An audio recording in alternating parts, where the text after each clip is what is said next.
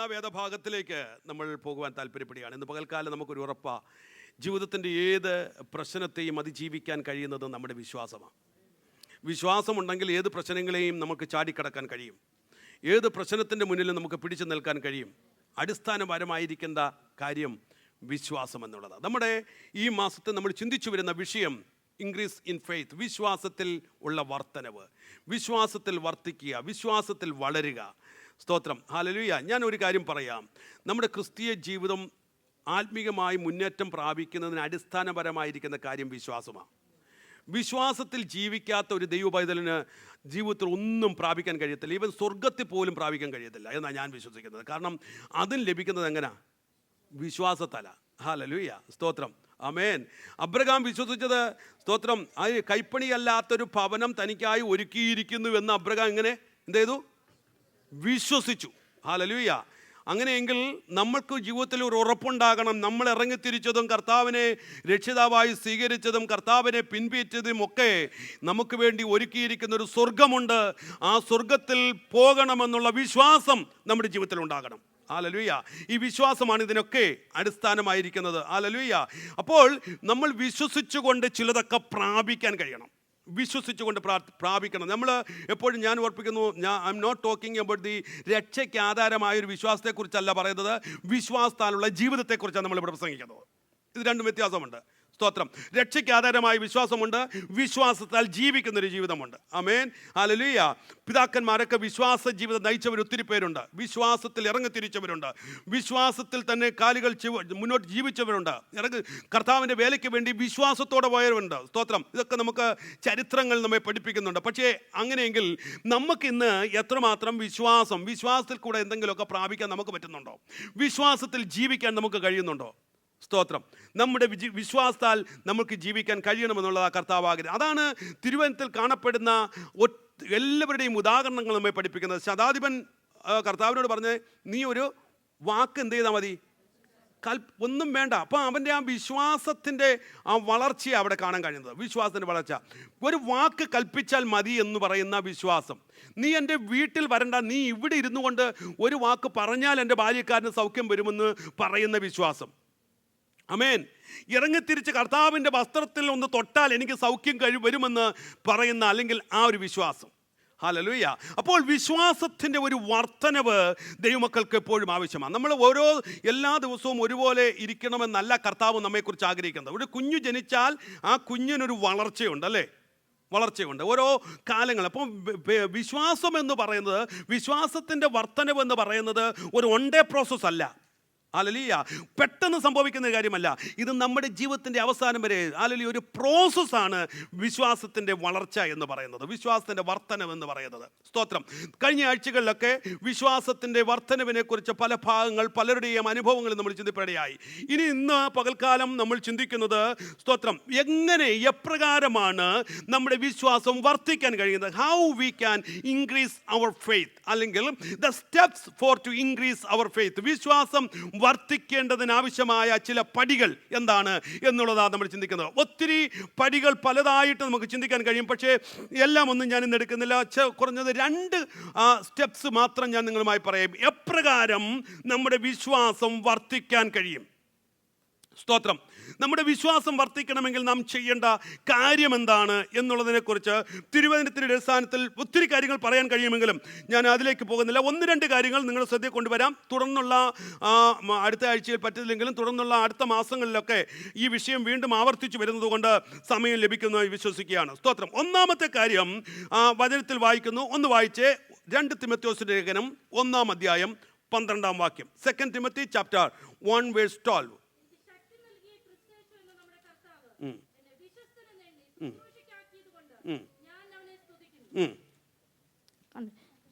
അതിൻ്റെ 12. ഞാൻ ആരെ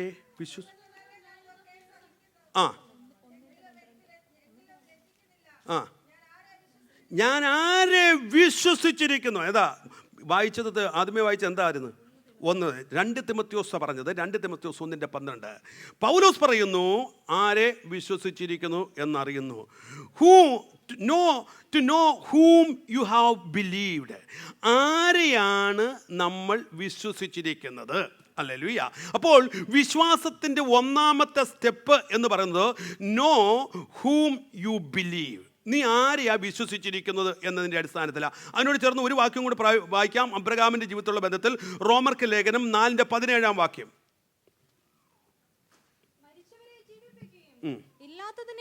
ഉള്ളതിനെ പോലെ വിളിക്കുകയും ചെയ്യുന്നവനായി താൻ വിശ്വസിച്ച ദൈവത്തിന്റെ ദൃഷ്ടിയിൽ. അപ്പോൾ ആരെയാണ് താൻ വിശ്വസിച്ചത് എന്നൊരു ഉറപ്പ് അബ്രഹാമിനുണ്ടായിരുന്നു. ഇവിടെ അപ്പോസ്തലനായ പൗലോസ് പറയുന്നു, ഞാൻ ആരെ വിശ്വസിച്ചിരിക്കുന്നു എന്ന് അറിയുന്നു. വിശ്വാസത്തിൻ്റെ വളർച്ചയുടെ ഒന്നാമത്തെ പടി ദൈവം അല്ലെങ്കിൽ നമ്മൾ വിശ്വസിക്കുന്ന ആരാണ് എന്നുള്ളതിനെ കുറിച്ചുള്ള നല്ല ഉറപ്പാണ്. സ്തോത്രം, ഹല്ലേലൂയ. അപ്പോൾ ആരാണ് ദൈവം, ആരാണ് എന്നുള്ള അറിവും അവരുള്ള ആശ്രയവുമാണ് നമുക്ക് ക്രിസ്തുവിൽ ദൈവത്തിൽ വിശ്വസിക്കാൻ നമ്മെ പ്രേരിപ്പിക്കുന്നത്. ഞാൻ ഉദാഹരണമായി പറഞ്ഞാൽ, നമ്മൾ ഒരു വ്യക്തിയിൽ വിശ്വസിക്കുന്നത് എപ്പോഴാണ് ഒരു വ്യക്തി വിശ്വസിക്കുന്നേ? ആ വ്യക്തിയെക്കുറിച്ച് നന്നായി പറഞ്ഞേ, നിങ്ങൾക്ക് അറിയാവുന്ന കാര്യമല്ലേ?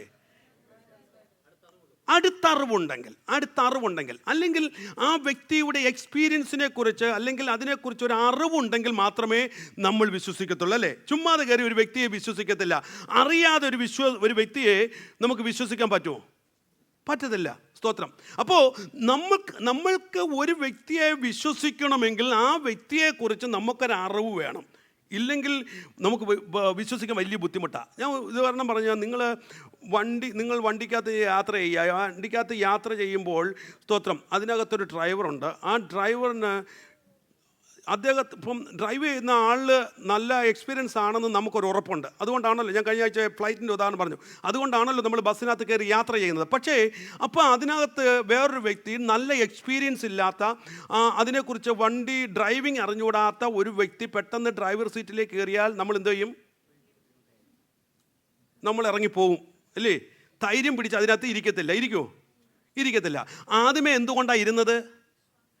മറ്റേ പുള്ളി നല്ല ഡ്രൈവറാണെന്ന് ഉറപ്പ് വരുത്തുന്നുണ്ട്. അപ്പം ഞാൻ പറഞ്ഞത്, ഒരു വ്യക്തിയെ വ്യക്തമായി അറിഞ്ഞാലേ നമുക്ക് വിശ്വസിക്കാൻ കഴിയത്തുള്ളൂ. The only way you can have a strong faith and a trust in someone is if you know that person deeply and know him well and you have a proof that such a person is trustable and reliable. Okay, ഒരു വ്യക്തി യഥാർത്ഥമായ reliable ആണെന്നും trust വർത്തി ആണെന്നും നമുക്ക് ഉറപ്പുണ്ടെങ്കിൽ മാത്രമേ നമുക്ക് അദ്ദേഹത്തെ വിശ്വസിക്കാൻ കഴിയത്തുള്ളൂ. ദ സെയിം വേ ആയതുപോലെ തന്നെയാണ്, സ്തോത്രം, ഹല്ലേലൂയ, നമുക്കറിയാതെ വിശ്വസിക്കാൻ കഴിയത്തില്ലേ. അതുകൊണ്ട് ആ പൗലോസ് പറയുന്നൊരു സ്റ്റേറ്റ്മെൻറ്റാ എന്നെ ചിന്തിപ്പിച്ചത്. പൗലോസ് പറയുന്നു, ഞാൻ ആരെ വിശ്വസിച്ചിരിക്കുന്നു എന്നറിയുന്നു. ഓക്കെ, അവൻ എൻ്റെ ഉപനിധി ആ ദിവസം വരെ സൂക്ഷിപ്പാൻ ശക്തനെന്ന് ഉറച്ചുമിരിക്കുന്നു. ഇതാണ് പൗലോസിന്റെ ജീവിതത്തിന്റെ ഉറപ്പ്.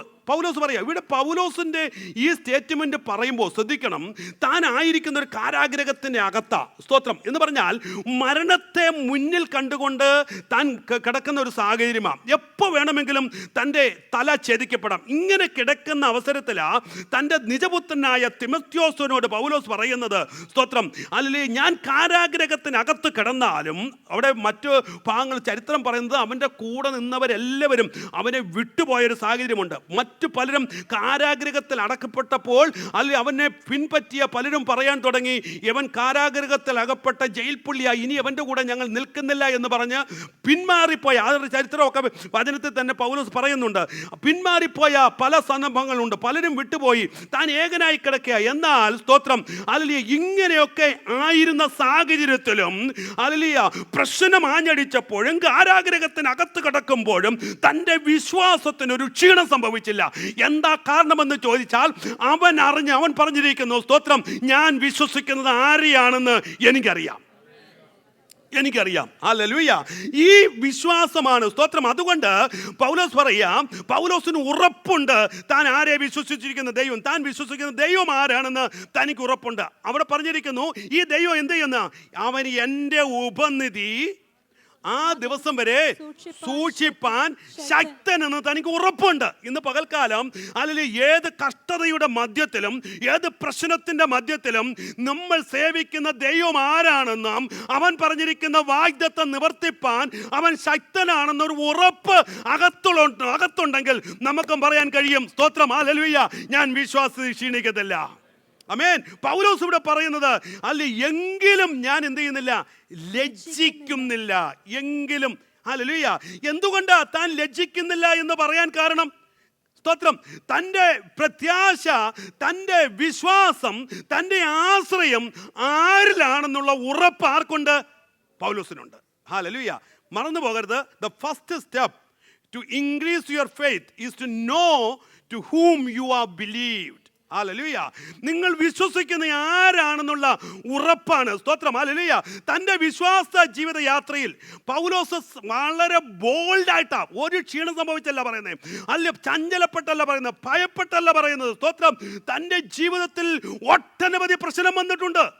പൗലോസിന്റെ യാത്രയിൽ ഒരുപാട് പ്രതികൂലങ്ങൾ വന്നിട്ടുണ്ട്. പക്ഷേ ഇതൊക്കെ വന്നപ്പോഴും അവൻ്റെ വിശ്വാസത്തിൽ നിന്ന് അവനെ പിറകോട്ട് മാറ്റാൻ കഴിയാതിരുന്നത് ആ ഉറപ്പാണ്, ഞാൻ ആരെയാണ് വിശ്വസിച്ചിരിക്കുന്നത്. ആമേൻ, ഹല്ലേലൂയ. പൗലോസിന്റെ ജീവിതം പഠിച്ചാൽ തൻ്റെ വിശ്വാസ യാത്രയിൽ ഒട്ടനവധി പ്രശ്നങ്ങൾ വന്നിട്ടുണ്ട്. ഒരിക്കൽ, സ്തോത്രം, തൻ്റെ മിഷണറി യാത്രയുടെ ബന്ധത്തിൽ, ഹല്ലേലൂയ, ഇങ്ങനെ ഫിലിപ്പോസിന്റെ ഭവനത്തിന്റെ ഭാഗത്ത് ഇരിക്കുന്ന 21-ാമത്തെ അപ്പോസ്തല പ്രവൃത്തി 21-ാം അധ്യായം വായിക്കുമ്പോൾ നമുക്ക് കാണാൻ കഴിയും, അഗബോസ് എന്ന് പറയുന്ന ഒരു, ഹല്ലേലൂയ, ഒരു പ്രവാചകം വന്നിട്ട് 21:4-8 മുതൽ താഴോട്ട് വായിക്കുമ്പോൾ കാണാൻ കഴിയുന്നുണ്ട്. ഹല്ലേലൂയ, സ്തോത്രം, ഒരു മനുഷ്യൻ വന്ന് അദ്ദേഹത്തിന്റെ പിറ്റേന്നാൾ ഞങ്ങൾ പുറപ്പെട്ട് കൈസരിയിലെത്തി. 7 പേരിൽ ഒരുവനായ ഫിലിപ്പോസ് എന്ന സുവിശേഷകന്റെ വീട്ടിൽ ചെന്ന് അവനോടുകൂടെ പാർത്തു. അവന് കന്യകമാരും പ്രവചിക്കുന്നവരുമായ 4 പുത്രിമാരുണ്ടായിരുന്നു. ഞങ്ങൾ അവിടെ വളരെ ദിവസം പാർത്തിരിക്കുമ്പോൾ അഗബോസ് എന്നൊരു പ്രവാചകൻ യഹൂദിയിൽ നിന്ന് വന്നു. അവൻ ഞങ്ങളുടെ അടുക്കൽ വന്ന് പൗലോസിന്റെ അരക്കശ എടുത്ത് തന്റെ കൈകാലുകളെ കെട്ടി. ഈ അരക്കശയുടെ ഉടമസ്ഥനെ യഹൂദന്മാർ യെരൂശലേമിൽ ഇങ്ങനെ കെട്ടി. ഇവിടെ വന്ന് പ്രവാചകൻ വന്ന് പറയുക, അരക്കച്ചെടുത്ത് കെട്ടിയിട്ട് പൗലോസിനോട് പറയുക, നിന്നെ യെരൂശലേമിൽ ഇതുപോലെ കെട്ടാൻ പോകുക. സ്തോത്രം, ഇതുപോലെ നീ യെരൂശലേമിൽ ബന്ധിക്കപ്പെടാൻ പോകുക. ഈ ദൂത് കേട്ടിട്ട് പൗലോസ് പുറകോട്ട് പോയോ?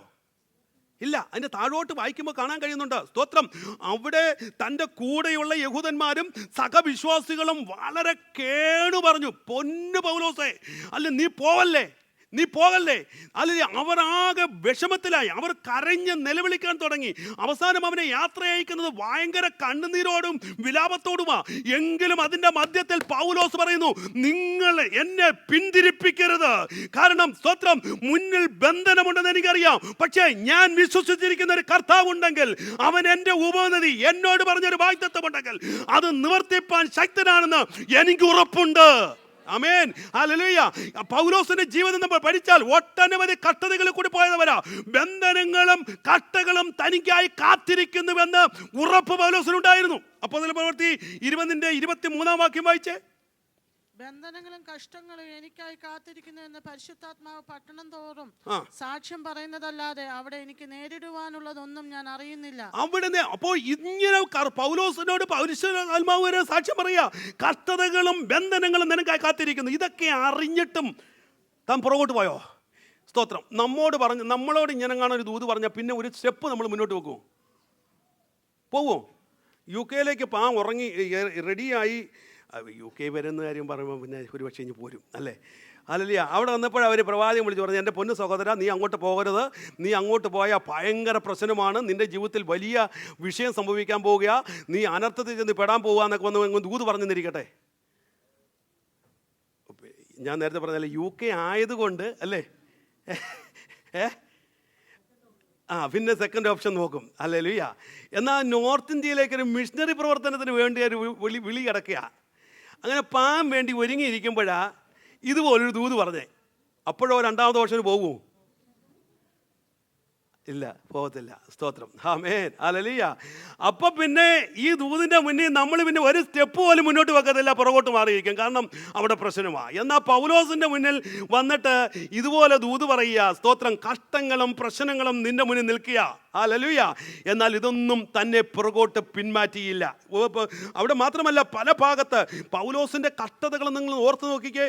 എന്തുമാത്രം പ്രശ്നങ്ങൾ താൻ അനുഭവിച്ചു. പല പ്രാവശ്യം പൗലോസ് ബന്ധിക്കപ്പെട്ടു. 21:33 വാക്യം.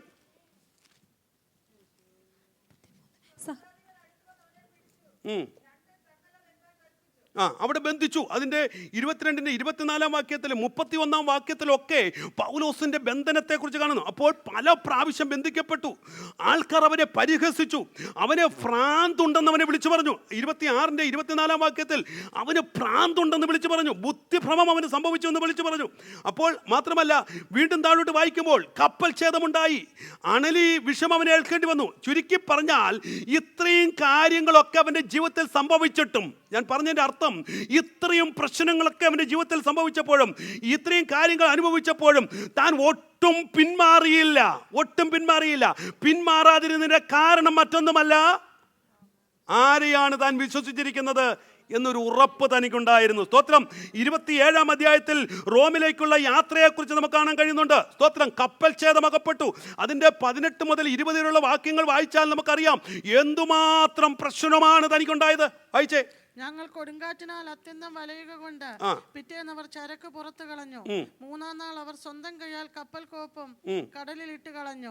വളരെ നാളായിട്ട് സൂര്യനെയോ നക്ഷത്രങ്ങളെയോ കാണാതെയും വല്ലാത്ത കൊടുങ്കാറ്റടിച്ചും കൊണ്ടിരിക്കയാൽ ഞങ്ങൾ രക്ഷപ്പെടുമെന്നുള്ള ആശയൊക്കെയും അറ്റുപോയി. അവർ വളരെ പട്ടിണി കിടന്ന ശേഷം പൗലോസ് അവരുടെ നടുവിൽ നിന്നുകൊണ്ട് പറഞ്ഞത്, പുരുഷന്മാരെ, എന്റെ വാക്കനുസരിച്ച് ക്രേത്തയിൽ നിന്ന് നീക്കാതെയും ഈ കഷ്ടനഷ്ടങ്ങൾ സമ്പാദിക്കുകയും ഇരിക്കേണ്ടതാകുന്നു. എങ്കിലും ഇപ്പോൾ ധൈര്യത്തോടെ ഇരിപ്പീൻ എന്ന് ഞാൻ നിങ്ങളോട് അപേക്ഷിക്കുന്നു. മതി. എങ്കിലും ഇപ്പോൾ ധൈര്യത്തോടിരിപ്പ. ഇത്രയും പ്രശ്നം വന്നിട്ട് ശ്രദ്ധിച്ചേ.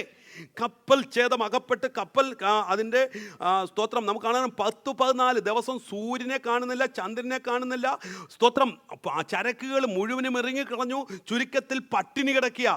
അവരുടെ അവസാനം സകലതും തകർന്നു കഴിഞ്ഞപ്പോൾ ഇനി അവരുടെ ജീവൻ പോലും കിട്ടുമോ എന്ന് സംശയിച്ച ഒരു നിമിഷം എത്തിച്ചേർന്നു.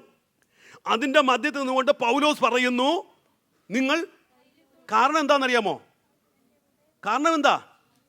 യെസ്, അതിന് താൻ വിശ്വസിച്ച ദൈവം ആരാണെന്നൊരു ഉറപ്പ് പൗലോസിനുണ്ട്. അതിന്റെ 25-ാം വാക്യം വായിക്കുന്നുണ്ട്. അതുകൊണ്ട് പുരുഷന്മാരെ ധൈര്യത്തോടെ ഇരിപ്പീൻ, എന്നോട് അരുളി ചെയ്തതുപോലെ തന്നെ എന്നോട് അരുളി ചെയ്തൊരു ദൈവമുണ്ട്, എന്നോട് പറഞ്ഞൊരു ദൈവമുണ്ട്. ഇനി കപ്പൽ തകർന്നു പോയെന്ന് പറഞ്ഞാലും ഈശാനമൂലൻ ആഞ്ഞടിച്ചെന്ന് പറഞ്ഞാലും എനിക്കൊരു ഉറപ്പുണ്ട്. കാരണം എന്നോട് വാഗ്ദത്തം പറഞ്ഞൊരു ദൈവമുണ്ടെങ്കിൽ. ഹല്ലേലൂയ. സഹോദരന്മാരെ, നിങ്ങളുടെ ജീവന് ഹാനി വരുത്തില്ലെന്ന് ഞാൻ ഉറപ്പ് തരാം. ഇതിന്റെ മധ്യത്തിൽ ഉറപ്പ് പറയാൻ പൗലോസിനെ പ്രേരിപ്പിച്ചത് തന്നോട് വാക്ക് പറഞ്ഞൊരു ദൈവം, താൻ വിശ്വസിച്ച ദൈവം ആരാണെന്ന് തനിക്ക് ഉറപ്പുണ്ട്. ഇന്ന് പകൽക്കാലം ആ ഉറപ്പുണ്ടെങ്കിൽ, ഹല്ലേലൂയ, ജീവിതത്തിൽ ഏത് പ്രശ്നം ആഞ്ഞടിച്ചോട്ടെ, ഏത് പ്രതിസന്ധി വന്നോട്ടെ, ഏത് പ്രതികൂലം വന്നോട്ടെ, തിരമാലകൾ ആഞ്ഞടിച്ചോട്ടെ, ഈശാനമൂലം കയറി വന്നോട്ടെ, അല്ല നിങ്ങൾ യാത്ര ചെയ്യുന്ന പടക് തകർന്ന് തലിപ്പിടമാകട്ടെ, പക്ഷേ അപ്പോഴും പിടിച്ചു നിൽക്കാൻ ഒരു തടിക്കഷ്ണമുണ്ടെങ്കിൽ അതിൽ പിടിച്ചുകൊണ്ട് പറയണം, എന്റെ ദൈവം ജീവിക്കുന്നു. എന്നോട് വാക്ക് പറഞ്ഞ ദൈവം മാറുന്ന ദൈവമല്ല, അവൻ പറഞ്ഞത് നിവർത്തിക്കുന്ന ദൈവമാണെന്ന്. അതാണ് വിശ്വാസം. ആ വിശ്വാസമാ പൗലോസ്. എന്താ പൗലോസിനെ വിശ്വസിക്കാൻ കാരണം? സ്തോത്രം. ഹല്ലേലൂയ. അതുകൊണ്ട് പൗലോസ് പറയുന്നു, ഞാൻ ആരെ വിശ്വസിച്ചിരിക്കുന്നു എന്നറിയുന്നു. അതുകൊണ്ട് പൗലോസ് തിമോഥെയോസിനോട് പറയുന്നത്, സ്തോത്രം, നീ പഠിച്ചതും പ്രാപിച്ചതുമായ കാര്യത്തിൽ നിലനിൽക്കുക. നീ വിശ്വസിച്ച് നിലനിൽക്കുക, പുറകോട്ട് പോകരുത്. സ്തോത്രം. ഈ വിശ്വാസമാണ് പൗലോസിനെ, ഹല്ലേലൂയ, ജീവിതത്തിൽ കടന്നു വന്ന എല്ലാത്തിൻ്റെ മുന്നിൽ തന്നെ പറയാൻ കഴിയുന്നത്, ഇതിൽ നിന്ന് എന്നെ വേർതിരിപ്പാൻ ഒന്നിനും കഴിയത്തില്ല. സ്തോത്രം. റോമർക്ക് ലേഖനം 8-35-39 വരെ 35 മുതൽ വായിക്കുമ്പോൾ അവിടെ കാണാൻ കഴിയുന്നു, ഈ സ്നേഹത്തിൽ നിന്നും സ്നേഹത്തിൽ നിന്ന് നമ്മളെ വേർപിരിക്കുന്നതാർ കഷ്ടതയോ സങ്കടമോ ഉപദ്രവമോ പട്ടിണിയോ നഗ്നതയോ ആപത്തോ വാളോ നിന്റെ നിമിത്തം ഞങ്ങളെ ഇടവിടാതെ കൊല്ലുന്നു. അറപ്പാനുള്ള ആടിനെ പോലെ ഞങ്ങളെ എണ്ണുന്നു എന്ന് എഴുതിയിരിക്കുന്നുവല്ലോ. നാമോ നമ്മെ സ്നേഹിച്ചവൻ മുഖാന്തരം ഇതിലൊക്കെയും പൂർണ്ണ ജയം പ്രാപിക്കുന്നു. മരണത്തിനോ ജീവനോ ദൂതന്മാർക്കോ വാഴ്ചകൾക്കോ അധികാരങ്ങൾക്കോ ഇപ്പോഴുള്ളതിനോ വരുവാനുള്ളതിനോ ഉയരത്തിനോ ആഴത്തിനോ മറ്റു യാതൊരു സൃഷ്ടിക്കോ നമ്മുടെ കർത്താവായ യേശു ക്രിസ്തുവിലുള്ള ദൈവസ്നേഹത്തിൽ നിന്ന് നമ്മളെ വേർപിരിപ്പാൻ കഴിയുകയില്ല. ആമേൻ, ഹല്ലേലൂയ. എന്താ കാരണം? താൻ വിശ്വസിച്ച ആരാ ദൈവമെന്നറിയാം, താൻ വിശ്വസിച്ചിരിക്കുന്ന ആരാണെന്നറിയാം. അതുകൊണ്ട് ഇതിനൊന്നും മരണമോ പ്രയാസങ്ങളോ എന്തു വന്നാലും ഇതിൽ നിന്ന് സ്നേഹത്തിൽ നിന്ന് പിന്തിരിപ്പാൻ കഴിയില്ല. ഇന്ന് പകൽക്കാലം ഞാൻ ചോദിക്കട്ടെ, നിങ്ങൾ എത്ര പ്രാവശ്യം കർത്താവിനോട് ചോദിച്ചിട്ടുണ്ട്, കർത്താവേ എന്താ ഈ പരിശോധന? ഒരു രോഗം മാറി മാറി അത് ജീവിതത്തിൽ അനുഭവിക്കുമ്പോഴേ ഒരു പക്ഷേ അങ്ങനെ ആ ഒരു അനുഭവത്തിൽ കൂടി കടന്നു പോകുമ്പോഴാണ് ചോദിച്ചു പോകുന്നത്. എത്രയോ പ്രാവശ്യം ചോദിച്ചു, കർത്താവേ ഒന്ന് മാറി, അടുത്ത പ്രശ്നം എന്താ? ഞാൻ എന്ത് പാപം ചെയ്തിട്ടാ, ഞാൻ എന്ത് കുറവ് ചെയ്തിട്ടാ, എൻ്റെ ജീവിതത്തിൽ എന്ത് കുറവുണ്ടായിട്ടാ എൻ്റെ കാര്യങ്ങളൊന്നും നടക്കാത്തത്, എന്താണ് അടിക്കടി പ്രശ്നം? ഇങ്ങനെ എത്രയോ പ്രാവശ്യം ചോദിച്ചിട്ടുണ്ട്. സ്തോത്രം. എന്നാൽ പൗലോസ് പറയുന്നത് ഇതൊക്കെ സംഭവിച്ചാലും എനിക്കൊരു കാര്യം ഉറപ്പുണ്ട്, എന്നോട് വാക്ക് പറഞ്ഞ ദൈവം, അല്ല ഞാൻ വിശ്വസിക്കുന്ന ദൈവം ആരാണെന്ന് എനിക്ക് ഉറപ്പുണ്ട്. അവൻ എൻ്റെ ഉപനതി ആ ദിവസം വരെ സൂക്ഷിപ്പാൻ ശക്തനാണെന്നൊരു ഉറപ്പ്. ഇന്ന് പകൽക്കാലം ദൈവമക്കളെ, പ്രശ്നം മാറി വന്നാലും പ്രതികൂലങ്ങൾ ആഞ്ഞടിച്ചാലും നിന്റെ മുന്നിൽ എല്ലാ വഴികളും അടഞ്ഞെന്ന് വന്നാലും ഉറച്ചു വിശ്വസിക്കാൻ കഴിയണം, എന്നെ വിളിച്ച ദൈവം ആരാണെന്ന് ഉറപ്പ് തനിക്കുണ്ടാകണം. പൗലോസ് പറയുന്നു, ഐ നോ, എനിക്കറിയാം ഞാൻ ആരെയാ വിശ്വസിച്ചിരിക്കുന്നത്. ഹല്ലേലൂയ. അപ്പോൾ വിശ്വാസത്തിന്റെ ഒന്നാമത്തെ പടി അതാ പൗലോസിന്റെ ജീവിതം. ഇനി അബ്രഹാമിന്റെ ജീവിതത്തിലേക്ക് വന്നേ. സ്തോത്രം. അതാണ് നമ്മൾ വായിച്ചത് റോമർക്ക് ലേഖനം 4:7 വാക്യത്തിൽ. അബ്രഹാമിന്റെ വിശ്വാസത്തിന്റെ ഒരു സ്റ്റെപ്പ് അവിടെ കാണാൻ കഴിയുന്നത്. തനിക്ക് അവിടെ പറഞ്ഞിരിക്കുന്ന വാക്യം വായിച്ചു.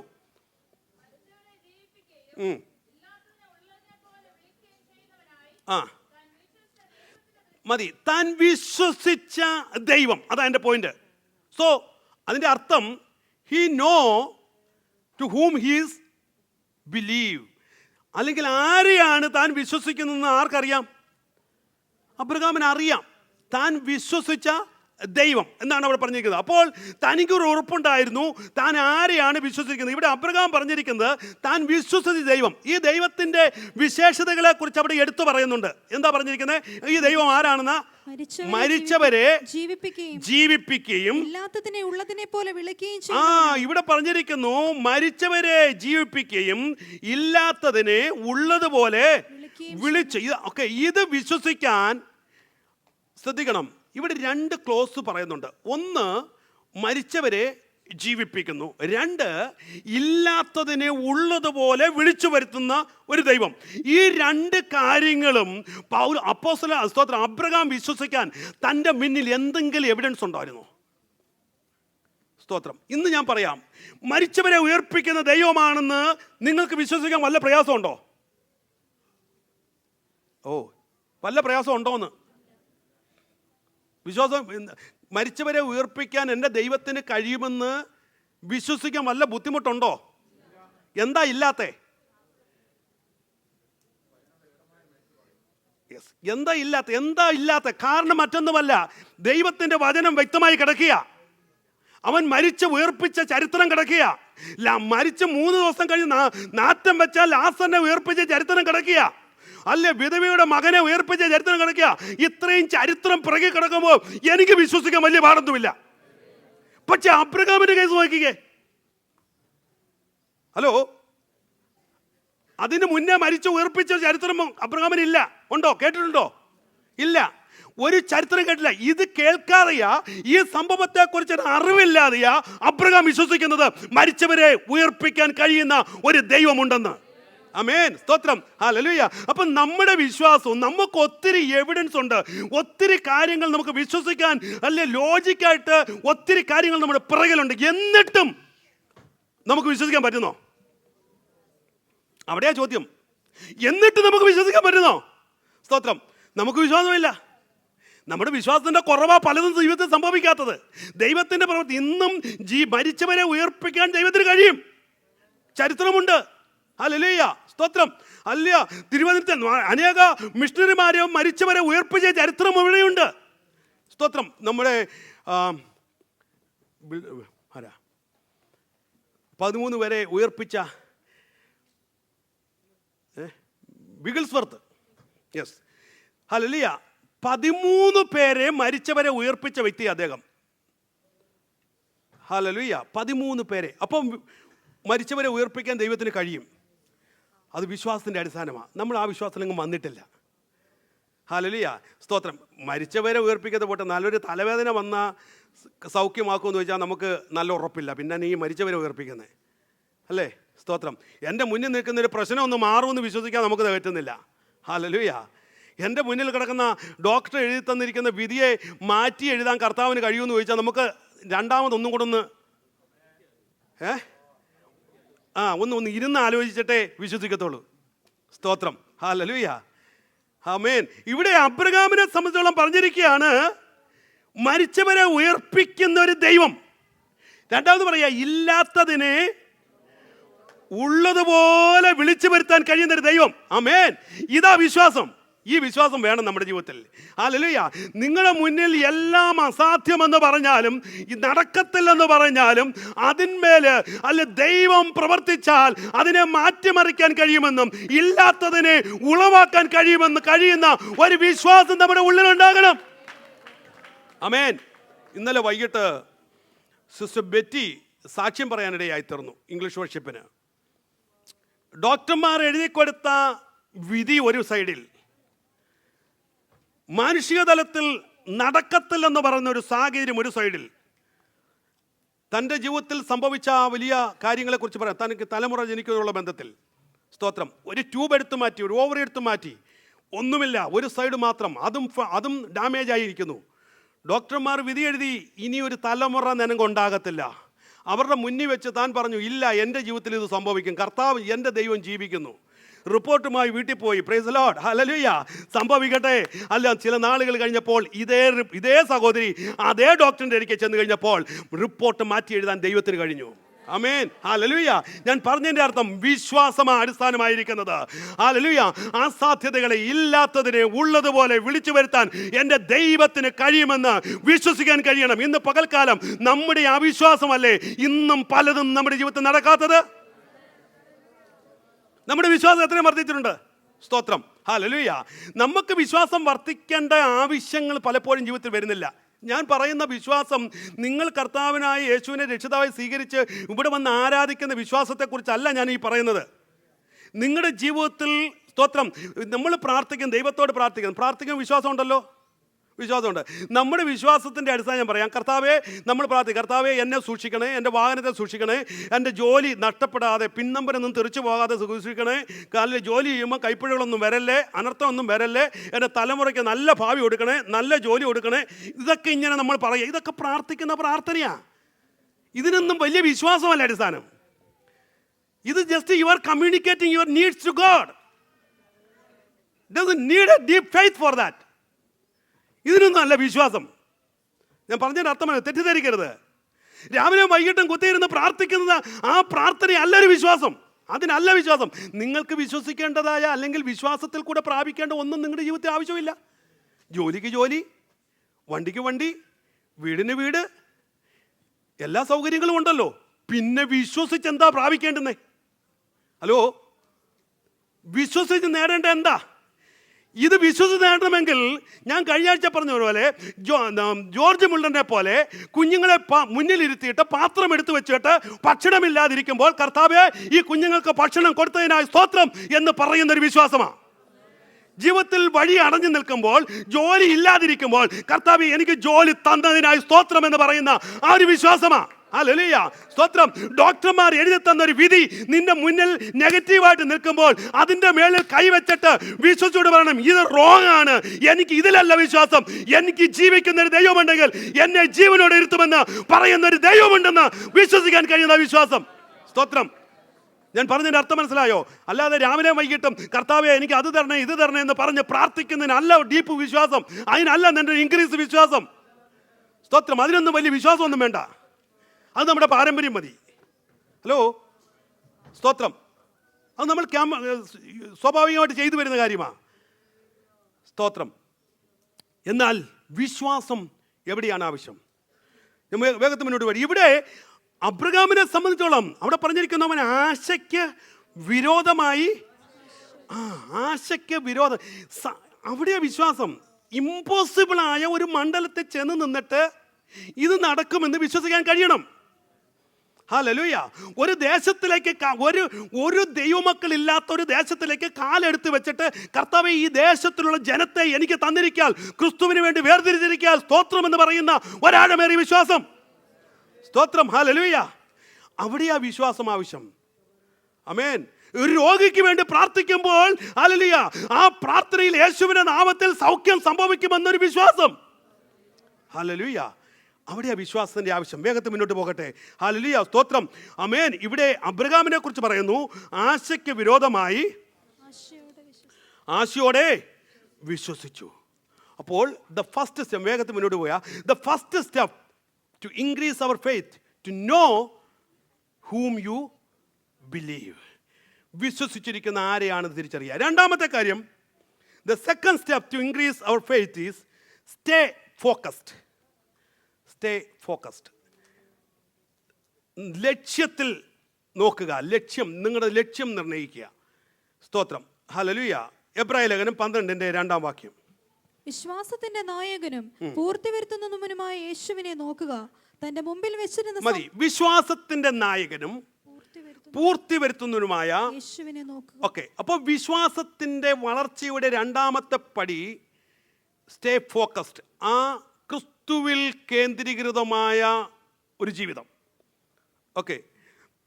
ഈ സ്റ്റേ ഫോക്കസ്ഡ് എന്ന് പറയുമ്പോൾ അവിടെ പറഞ്ഞു, അതിൻ്റെ ഓപ്പോസിറ്റ് എന്തുവാ? ഫോക്കസ് ചെയ്യുക. അതിൻ്റെ ഓപ്പോസിറ്റ് യെസ്, ഡിസ്ട്രാക്ഷൻ അല്ലേ? ഡിസ്ട്രാക്ഷൻ അല്ലേ? ഓപ്പോസിറ്റ് എന്തുവാ? Focused, opposite distraction. ഓക്കെ. അപ്പോൾ ഈ ഡിസ്ട്രാക്ഷനാണ് നമ്മുടെ ജീവിതത്തിൻ്റെ ഏറ്റവും വലിയ പ്രശ്നം. The distraction is one of the biggest problem of the Christian faith. ക്രിസ്തീയ വിശ്വാസത്തിന് വളർച്ചയ്ക്ക് തടസ്സമായി നിൽക്കുന്ന ഏറ്റവും വലിയൊരു പ്രശ്നമാണ് ഡിസ്ട്രാക്ഷൻ. ഓക്കെ, ഞാൻ പറയാം, അത് എക്സ്പ്ലെയിൻ ചെയ്യാം. മാത്രമല്ല, പിശാചിൻ്റെ ഏറ്റവും വലിയൊരു ആയുധമാണ് ഡിസ്ട്രാക്റ്റ്. ഇനി ഡിസ്ട്രാക്റ്റ് എന്ന് പറഞ്ഞാൽ എൻ്റെ അർത്ഥം, അതിൻ്റെ ഒരു ഡെഫിനിഷൻ എന്ന് പറഞ്ഞ്, ഡിസ്ട്രാക്ട് ഇത് ക്രിസ്ത്യൻ ബേസിൽ നമ്മൾ പറഞ്ഞാൽ ഞാൻ ഇങ്ങനെ പറയാം, the distraction is anything that side track you from God given purpose. ദൈവം നിങ്ങൾക്ക് തന്നിരിക്കുന്ന ആ ദർശനത്തിൽ നിന്നും, ആ വെളിപ്പാടിൽ നിന്നും, ആ വാഗ്ദത്തങ്ങളിൽ നിന്നും നിങ്ങളെ ഡൈവേർട്ട് ചെയ്യുന്ന ഓരോ കാര്യങ്ങൾ, അത് പിശാചിൻ്റെ വലിയൊരു തന്ത്രമാണ്. സ്തോത്രം. ഈ തന്ത്രത്തിലാണ് ഇവൻ പലപ്പോഴും വിശ്വാസികൾ വിശ്വാസത്തിൽ വർത്തിക്കുവാൻ, വളരുവാൻ ഇടയാക്കാതെ ആയിത്തീർന്നിരിക്കുന്ന ഒരു ടൂൾ, ഒരു ആയുധം. Devil or Satan uses distraction to stop us from accomplishing the great things, making progress in life, growing in our relationship with God. ദൈവവുമായിട്ടുള്ള നമ്മുടെ വളർച്ചയിൽ നിന്നും, ദൈവവുമായിട്ടുള്ള നമ്മുടെ ബന്ധത്തിൽ നിന്നും നമ്മെ വ്യതിചലിപ്പിക്കുന്നത് ഈ പിശാച് ഉപയോഗിക്കുന്ന ഈ ടൂളാണ്. എന്താ? ഡിസ്ട്രാക്ട് ചെയ്യുക. സ്തോത്രം. ഡിസ്ട്രാക്ട് ചെയ്യുക. അപ്പം നമ്മൾ ചിന്തിച്ചാൽ നമുക്ക് ഒത്തിരി കാര്യങ്ങൾ മനസ്സിലാക്കാൻ കഴിയുന്നുണ്ട്. Distraction cause us to miss out the God's word. ദൈവത്തിൻ്റെ വചനത്തിൽ നിന്നും, ദൈവികമായ സാന്നിധ്യത്തിൽ നിന്നും, ദൈവികമായ സ്തോത്രം പദ്ധതികളിൽ നിന്നും, നമ്മുടെ ജീവിതത്തെക്കുറിച്ചുള്ള ദൈവികമായ ഉദ്ദേശങ്ങളിൽ നിന്നും നമ്മെ വ്യതിചലിപ്പിക്കുന്ന ഒരു ടൂളാണ് ഡിസ്ട്രാക്ഷൻ. ഓക്കെ. അപ്പോൾ വിശ്വാസ ജീവിതത്തിൽ ദൈവത്തിൽ നിന്നും നോട്ടം മാറ്റിയാൽ എന്ത് സംഭവിക്കും? പരാജയം സംഭവിക്കും. അപ്പോൾ വിശ്വാസ ജീവിതത്തിന് വളർച്ചയ്ക്ക് ആവശ്യമായിരിക്കുന്ന ഒരു ഘടകമാണ് ക്രിസ്തുവിനെ, യേശുവിനെ നോക്കുക എന്നുള്ളത്. Focus, where you focus. അല്ലെ, സ്തോത്രം, അല്ലെ, increasing in faith is depending upon where you focus. എവിടെയാണ് നീ ലക്ഷ്യമിട്ടിരിക്കുന്നത്, എവിടെയാണ് നിന്റെ നോട്ടം എന്നതിൻ്റെ അടിസ്ഥാനത്തിലാണ് വിശ്വാസത്തിൻ്റെ വളർച്ച എന്ന് പറയുന്നത്. സ്തോത്രം. ഹല്ലേലൂയ. അപ്പോൾ ഇതിന് വ്യക്തമായൊരു ഉദാഹരണം നമുക്ക് കാണാൻ കഴിയുന്നത് അപ്പോസ്തലനായ പത്രോസിൻ്റെ ജീവിതമാണ്. നമുക്ക് എല്ലാവർക്കും അറിയാം. മത്തായിയുടെ സുവിശേഷം 14-ാം അധ്യായം അതിൻ്റെ 29 മുതൽ 29-30 വാക്യങ്ങൾ വായിക്കുമ്പോൾ നമുക്കറിയാം പത്രോസ് വെള്ളത്തിന്മേൽ നടന്നൊരു സംഭവം അറിയാം. ഇതെല്ലാം ഡിസ്ട്രാക്ഷൻ വരുമ്പോൾ ആദ്യമേ നമ്മുടെ മനസ്സിലേക്ക് വരുന്ന ഒരു ഭാഗമാണ്, അല്ലേ? വായിച്ചേ. പത്രോസ് പടകിൽ നിന്നിറങ്ങി യേശുവിന്റെ അടുക്കൽ ചെല്ലുവാൻ വെള്ളത്തിന്മേൽ നടന്നു. എന്നാൽ അവൻ കാറ്റു കണ്ട് പേടിച്ച് മുങ്ങി തുടങ്ങുകയാൽ കർത്താവേ, എന്നെ രക്ഷിക്കണമേ എന്ന് നിലവിളിച്ചു. മതി, ശ്രദ്ധിക്കണേ. ഇവിടെ പത്രോസ് യേശു വെള്ളത്തിന്മേൽ, ശ്രദ്ധിച്ചു പിടിക്കണേ, യേശു വെള്ളത്തിന്മേൽ നടന്നു വരുന്ന ഒരു ഭാഗമാണ് നമുക്കവിടെ കാണാൻ കഴിയുന്നത്. ഈ നടന്നു വരുന്ന കണ്ടപ്പോൾ ശിഷ്യന്മാരെല്ലാവരും ഒരുമിച്ച് ചേർന്ന് നിലവിളിച്ചു, പേടിച്ച് നിലവിളിച്ചിട്ട് ഭൂതം ഭൂതം എന്നൊക്കെ പറഞ്ഞു, അല്ലേ? അവിടെ നമുക്ക് കാണാൻ കഴിയുന്നുണ്ട്. എന്നാൽ അതിൻ്റെ മധ്യത്തിൽ ഇങ്ങനെ നിൽക്കുമ്പോൾ യേശു പറഞ്ഞു, ഞാനാകുന്നു എന്ന് പറഞ്ഞു. അപ്പോൾ അതിൻ്റെ മുന്നിൽ പത്രോസിൻ്റെ ഉള്ളിൽ ഒരു വിശ്വാസം ഉണ്ടായി, അല്ലേ? അപ്പോൾ എന്താ വിശ്വാസം? അതിൻ്റെ മുകളിലൊരു വാക്യം പറഞ്ഞു, പത്രോസ് പറഞ്ഞു, കർത്താവേ ഇത് നീ ആകുന്നു എങ്കിൽ. അതിന് പത്രോസ്, കർത്താവേ നീ ആകുന്നുവെങ്കിൽ ഞാൻ വെള്ളത്തിന്മേൽ നിന്റെ അടുക്കൽ മതി. ശ്രദ്ധിച്ചേ, ഇവിടെ പത്രോസ് പറയുന്നത് ശ്രദ്ധിച്ചേ, കർത്താവേ നീ ആണെങ്കിൽ. The level of his faith is started to increase. നീ ആണെങ്കിൽ. അപ്പോൾ ഈ നീ ആണെങ്കിൽ എന്നൊരു ചിന്ത ഈ 11 പേർക്ക് വന്നിട്ടില്ല. അവരിപ്പോഴും നിലവിളിച്ചിരിക്കുക. അതിൻ്റെ മധ്യത്തെ പത്രോസ് പറയാ, കർത്താവേ നീ ആണെങ്കിൽ. നമ്മൾ പലപ്പോഴും ഈ ഭാഗം എടുത്തിട്ട് പത്രോസിന്റെ അവിശ്വാസത്തെക്കുറിച്ച് ഘോരഘോരം പ്രസംഗിക്കുന്നവരാ. പക്ഷേ എൻ്റെ ചിന്തയിൽ ഇതിനകത്ത് ആകെ വിശ്വാസം ഉണ്ടായിരുന്നു ഒരുവനെ ഉണ്ടായിരുന്നുള്ളൂ. ആരാ? പത്രോസ്. ഈ 11 പേർക്കില്ലാത്ത വിശ്വാസം ആർക്കുണ്ടായിരുന്നു? പത്രോസിനുണ്ടായിരുന്നു. അപ്പൊ പത്രോസ് ഈ വിശ്വസിച്ചുകൊണ്ട് പറയുക, കർത്താവേ നീ ആണെങ്കിൽ. ഹല്ലേലൂയ. 11 പേരും പേടിച്ച് പറയുന്ന നിൽക്കുക, ഇത് യേശുവാണോ അതോ ഭൂതമാണോ ഒരു ഉറപ്പില്ല. പക്ഷേ പത്രോസ് പറയുക, യേശുവേ നീ ആണെങ്കിൽ. എന്നിട്ട് പറഞ്ഞ ഒരു സ്റ്റേറ്റ്മെന്റ് ഉണ്ട്, നീ ആണെങ്കിൽ ഞാൻ നിന്റെ അടുക്കൽ വരേണ്ടതിന് കൽപ്പിക്കണം. മതി. പക്ഷേ ശ്രദ്ധിക്കണം, ഇതിന്റെ മധ്യത്തിൽ പത്രോസിന് ഉറപ്പുണ്ട്, ഇത് യേശു ആണെങ്കിൽ എനിക്ക് എന്ത് പറ്റുമെന്നാ അവിടെ ചിന്തിക്കേണ്ടത്. ഇത് യേശു ആണെങ്കിൽ എനിക്ക് എന്ത് പറ്റും? വെള്ളത്തിൽ കൂടെ നടക്കാൻ പറ്റും. മറ്റവർക്ക് വിശ്വാസം ഉണ്ടായോ? ഇല്ല. ഇവിടെ പത്രോസ് പറയാ, ഇത് യേശുവേ ഇത് നീ ആണെങ്കിൽ വെള്ളത്തിന്മേൽ നിന്റെ അരികിൽ നടന്നു വരാൻ എന്ത് ചെയ്യണം? എന്നെ കൽപ്പിക്കണം. അപ്പോ ഇവിടെ സ്തോത്രം, പത്രോസ് പറയാ, യേശുവാണെങ്കിൽ എനിക്കിത് കഴിയും.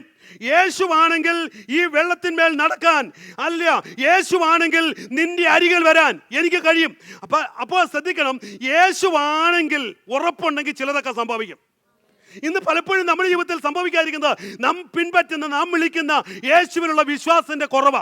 ഇവിടെ പത്രോസ് പറയുക, യേശുവേ നീ ആണെങ്കിൽ എനിക്ക് ഈ വെള്ളത്തിന്മേൽ നടക്കാൻ കഴിയും. നീ ആണെങ്കിൽ എനിക്ക് ചിലത് സംഭവിക്കും. നീ ആണെങ്കിൽ എൻ്റെ ജീവിതത്തിൽ ചിലതൊക്കെ വഴിമാറും. നീ ആണെങ്കിൽ അല്ലെ ചിലതൊക്കെ എൻ്റെ ജീവിതത്തിൽ സംഭവിക്കും. ഇവിടെ പത്രോസ് പറയുന്നു, കർത്താവേ നീ ആണെങ്കിൽ എനിക്ക് കഴിയും. ഒരു വിശ്വാസം നമുക്ക് ആവശ്യമാണ്. എനിക്ക് കഴിയുമെന്നൊരു വിശ്വാസം. ഹല്ലേലൂയ. എനിക്ക് സാധിക്കുമെന്നൊരു വിശ്വാസം.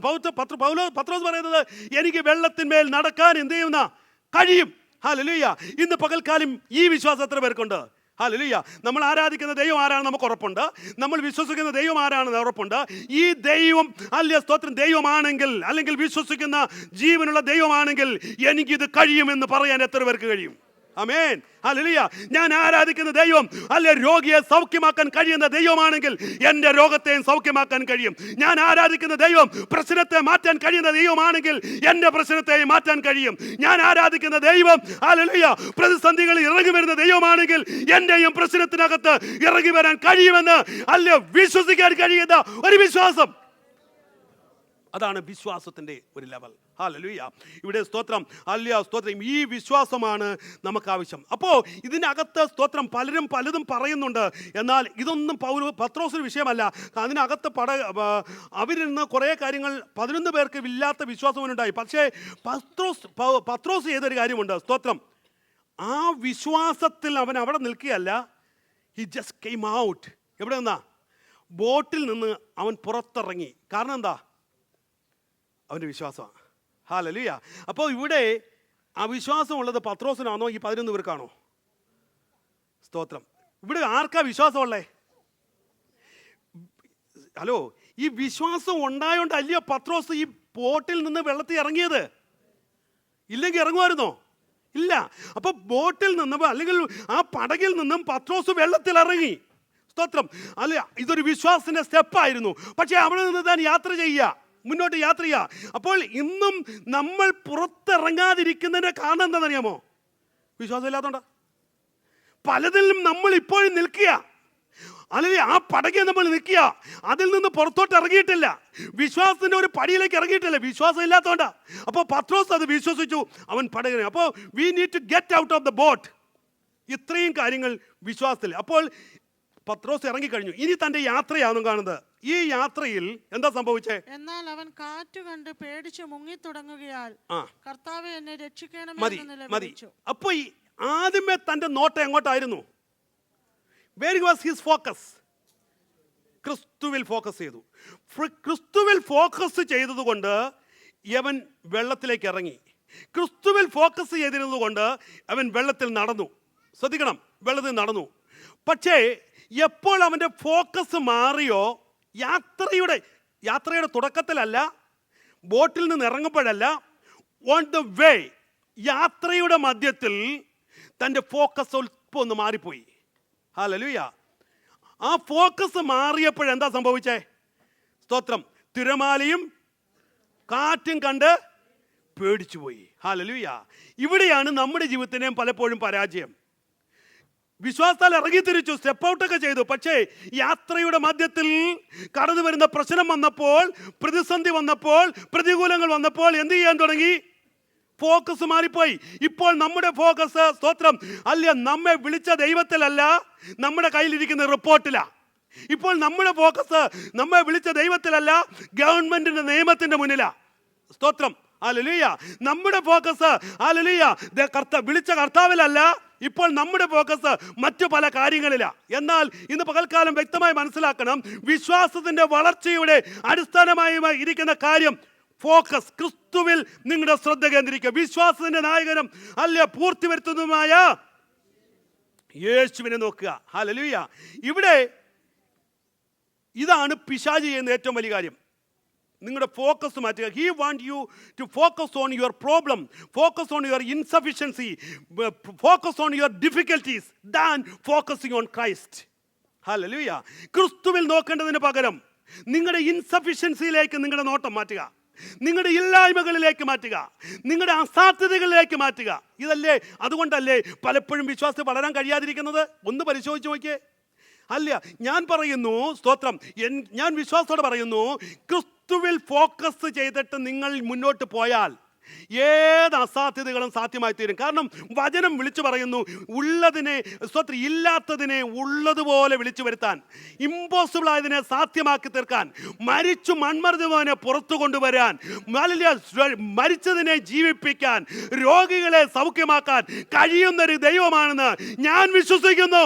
അത് വിശ്വസിക്കാൻ കഴിഞ്ഞാൽ, ഹല്ലേലൂയ, ഇത് സംഭവിക്കാതിരിക്കുന്നത് നമ്മുടെ ഫോക്കസ് മാറുന്നത് കൊണ്ടാണ്. Were is your focus? എവിടെയാണ് നിങ്ങളുടെ ലക്ഷ്യം? സ്തോത്രം. ഹല്ലേലൂയ. ഇന്ന് പകൽക്കാലം മനസ്സിലാക്കണം, ഇനി വിശ്വാസത്തിൻ്റെ വളർച്ചയ്ക്ക് ഒത്തിരി കാര്യങ്ങൾ അനിവാര്യമാണ്. ഇവിടെ സ്തോത്രം, ഒന്നാമത് നമ്മൾ ചിന്തിച്ചു ദൈവത്തെ എങ്ങനെ അറിയാൻ കഴിയും. രണ്ട്, നമ്മുടെ ഫോക്കസിങ്. ഈ രണ്ട് കാര്യങ്ങളാണ് നമ്മൾ ചിന്തിപ്പാനിടയായി തീർന്നത്. ദൈവമക്കളെ, വിശ്വാസത്തിൻ്റെ വളർച്ചയ്ക്ക് അനിവാര്യമായ കാര്യമാണ് ദൈവത്തെ അറിയുക. ഇനി എങ്ങനെയാ ദൈവത്തെ അറിയുന്നേ? എപ്രകാരമാണ് നമുക്ക് ദൈവത്തെ അറിയാൻ കഴിയുന്നേ? പൗലോസ് പറയുന്നു, എന്താ? ഐ നോ, ഞാൻ അറിയുന്നു എന്നെ, സ്തോത്രം, എന്താ പറഞ്ഞ വാക്യം? ഞാൻ ആരെ വിശ്വസിച്ചിരിക്കുന്നു എന്ന് അറിയുന്നു. ഈ അറിവ് എങ്ങനെ കിട്ടുന്നേ? എങ്ങനെ ഈ ദൈവത്തിന്, വിശ്വാസത്തിന്റെ വർധനയ്ക്ക് വേണ്ടിയുള്ള അറിവ് ലഭിക്കുന്നത്? എപ്രകാരമാണ് കിട്ടുന്നേ?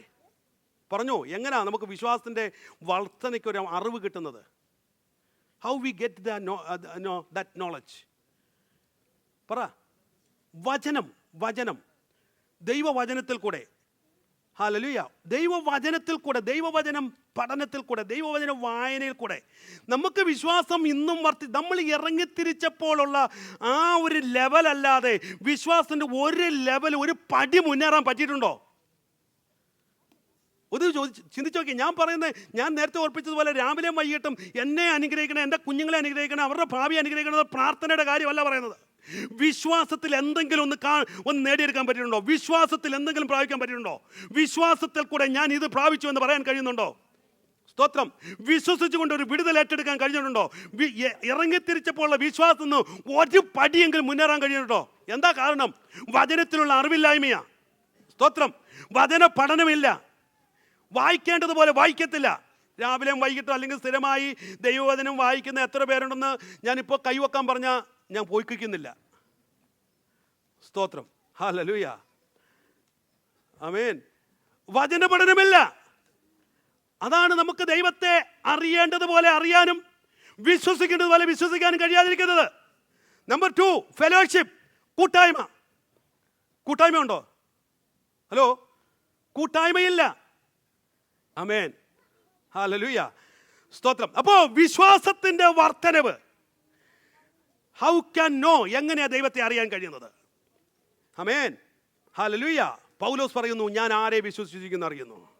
രണ്ടാമത് focus, stay on focus. Focus ചെയ്യുക. വിശ്വാസത്തിൻ്റെ നായകനും പൂർത്തി വരുത്തുന്നതിനുമായ യേശുവിനെ നോക്കുക. ഹല്ലേലൂയ. ഇന്ന് പകൽക്കാലം നമ്മുടെ ഇമ്പോസിബിലിറ്റിയിലേക്കല്ല, നമ്മുടെ അസാധ്യതകളിലേക്കല്ല, ഞങ്ങളുടെ നെഗറ്റിവിറ്റിയിലേക്കല്ല, അല്ല നിങ്ങൾക്ക് സാധ്യമല്ല എന്ന് പറയുന്ന വസ്തുതയിലേക്കല്ല, പിന്നെയോ ഇതിനെ സാധ്യമാക്കി തീർക്കാൻ കഴിയുന്ന ഒരു ദൈവമുണ്ട്. അവനിലേക്ക് നിങ്ങളുടെ കണ്ണുകൾ ഉയർത്താൻ കഴിയുമോ? അവിടെ പൗലോസ് പറയുന്നു, ഞാൻ വിശ്വാസത്തിന്റെ നായകനും പൂർത്തി വരുത്തുന്നതിനുമായ യേശുവിനെ നോക്കും. കണ്ണുകൾ അടയട്ടെ.